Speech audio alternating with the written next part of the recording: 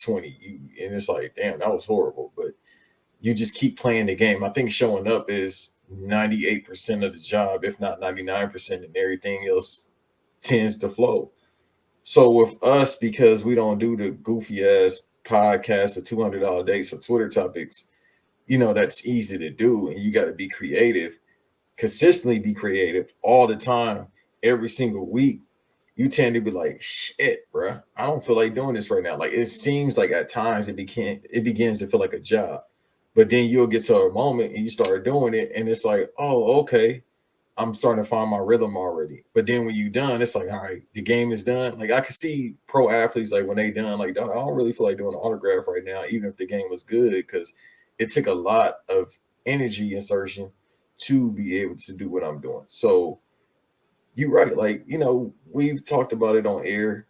We talked about how the things that you've been through this year, not the, No, that's what it is. Like again, like I could say a couple weeks ago, like I got really down because of something, and then I felt sick kind of like the last week and a half, and that just like like I'd feel good one day, make it through work, and then I get home and just be like dead tired, and like I got to record tonight, so I don't want, so I feel like I can't be as on as I'm supposed to be, and I think like, well, I'm still showing up, so maybe I'll be able to again find that rhythm halfway through, and then when it's done, like I don't think I did. And that's where like the disappointment gets in. And like I said this when I talked to you and Eve on Wiretap. Shouts out to Black and Out Table Patreon. Is that I'm my own harshest critic. I don't care what anyone else says. If that's a great episode or a bad episode, I'm the one who judges it for myself because that goes into what drives me. If I don't drive me, then nothing else will. And some people can and all that.